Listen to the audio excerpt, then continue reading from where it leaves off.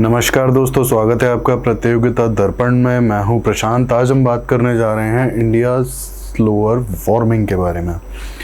कुछ ही दिन पहले एक न्यूज़ आती है, global warming, why India is heating up slower then the world average. अब इसको हमें डिस्कस करना है कि ये क्या न्यूज़ है, क्या इसमें बताया गया है, क्या ग्लोबल वार्मिंग से रिलेटेड इंपॉर्टेंट एस्पेक्ट्स हैं। The annual mean temperature of the world is known to have increased by 1.1 degree Celsius 1850 से 1900 के पीरियड में जो टेम्परेचर था उससे अगर कंपेयर किया जाए तो 1.1 डिग्री सेल्सियस बढ़ चुका है। हालांकि ये जो भी चेंज हुआ है, जितना भी इंक्रीज हुआ है इन द टेम्परेचर, ये यूनिफॉर्म नहीं है। रीजन्स और टाइम्स के अकॉर्डिंग ये जो टेम्परेचर है, इसका राइज एंड फॉल, ये काफ़ी अलग हुआ है। और फिलहाल हम सिर्फ और सिर्फ वार्मिंग की बात कर रहे हैं, तो जो भी टेम्परेचर राइज है अलग अलग रीजन्स के लिए अलग अलग टाइम्स पे ये राइज अलग अलग है, बहुत यूनिफॉर्म नहीं है। सिंपल अगर बात की जाए तो फिर इसके बाद हम बात करेंगे temperature rise over the lands and the oceans के बारे में। अब ऑब्वियस सी बात है कि लैंड जो है, लैंड के ऊपर टेम्परेचर राइज ज़्यादा है as compared to the oceans. ठीक है, as per the latest report of the IPCC, the temperature over the land has risen by 1.59 degree Celsius as compared to the ocean, जहाँ पे temperature rise सिर्फ 0.88 degree Celsius का देखा गया है। ठीक है, अब हम वार्मिंग ट्रेंड्स की अगर बात करें तो इंडियन रीजन के जो ट्रेंड्स हैं ये काफ़ी अलग हैं।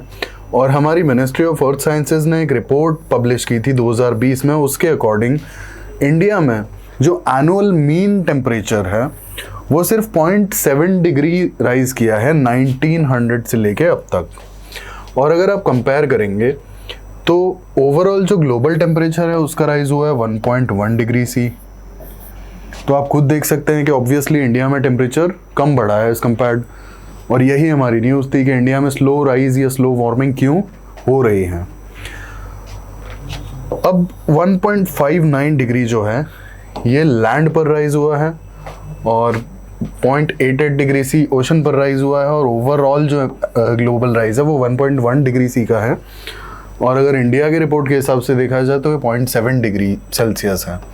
अब हम इंडिया की बात करते हैं, क्यों ये लोअर है। ये कोई बहुत यूनिक केस नहीं है।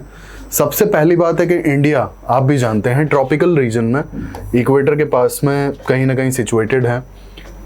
आप इसे कुछ ऐसे देख सकते हैं, अगर हम बात करें तो ये रहा इक्वेटर और ये यहाँ कहीं हमारा इंडिया है, जैसे श्रीलंका।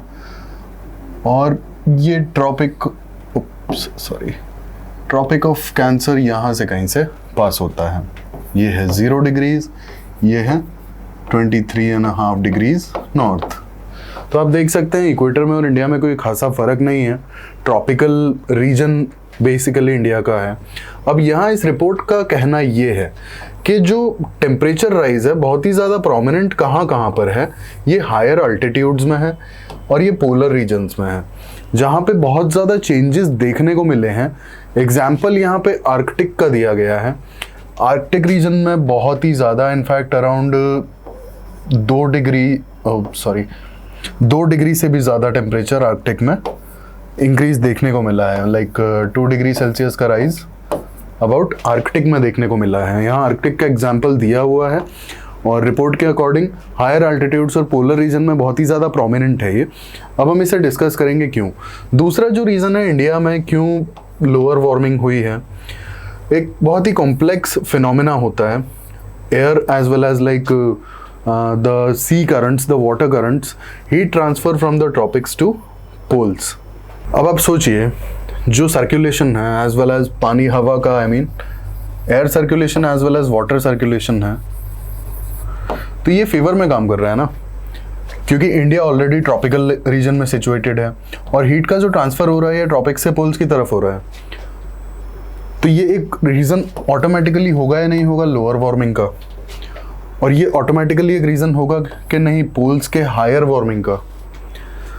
लास्ट रीजन जो हमारा है ये ट्रॉपिकल रीजन में आपको बता चुका हूँ, एरोसोल्स का, वो हम नेक्स्ट स्लाइड में डिस्कस करेंगे। फिलहाल आर्कटिक रीजन की हम बात कर लेते हैं।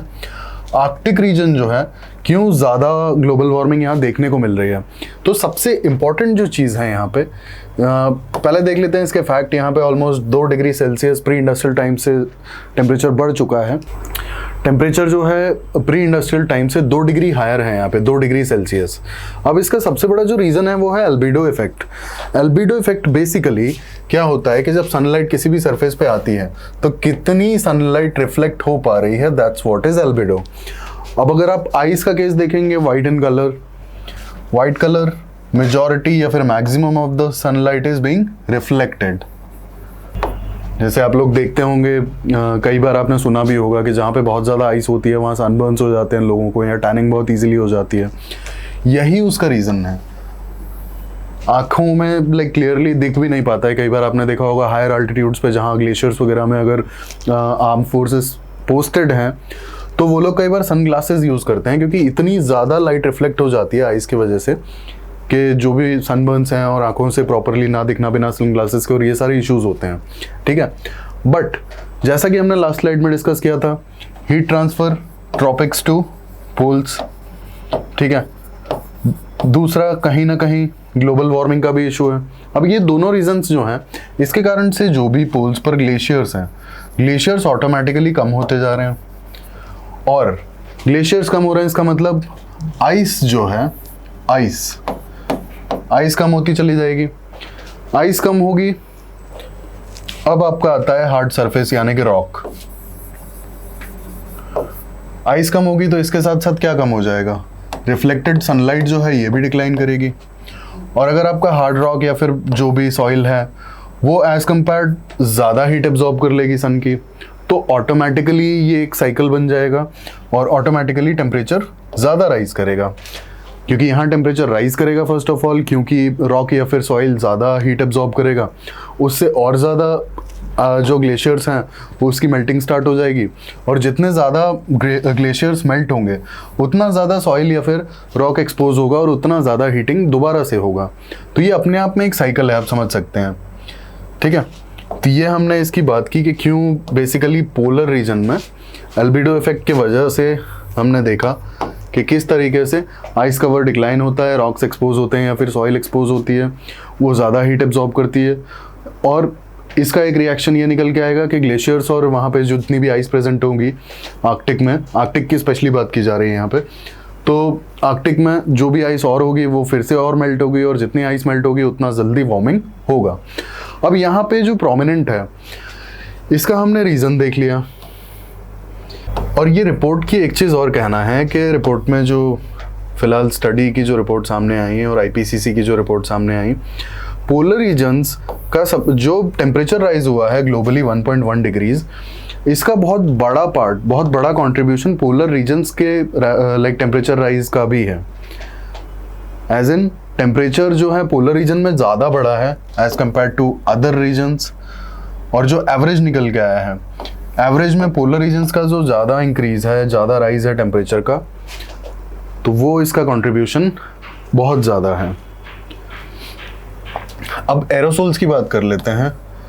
एरोसोल्स बेसिकली जो भी पार्टिकल्स एयर में सस्पेंड होते हैं, कुछ इस टाइप के, the free floating particles, suspended particles in the air, these are the aerosols.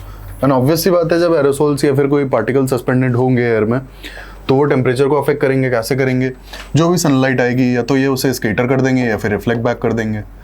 अब सपोज ऐसे आ रहा है सनलाइट, स्केटर हो गया, डायरेक्शन ही चेंज, या फिर रिफ्लेक्ट बैक कर गया। तो एरोसोल्स की वजह से ऑब्वियसली लोकल टेम्परेचर इफेक्ट होता है। They do scatter the sunlight, so the lesser heat is absorb by the land, and aerosols also affect the cloud formation.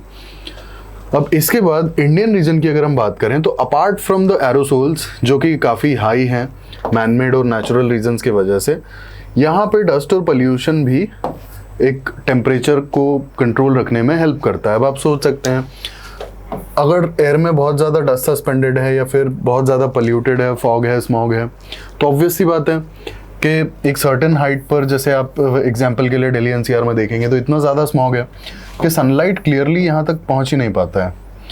ये जो आपका स्मॉग है या फिर डस्ट है या फिर एरोसोल्स हैं, इसके वजह से सनलाइट और हीट लैंड तक नहीं पहुंच पाती है। तो ये भी कहीं ना कहीं टेम्परेचर को अफेक्ट करती है।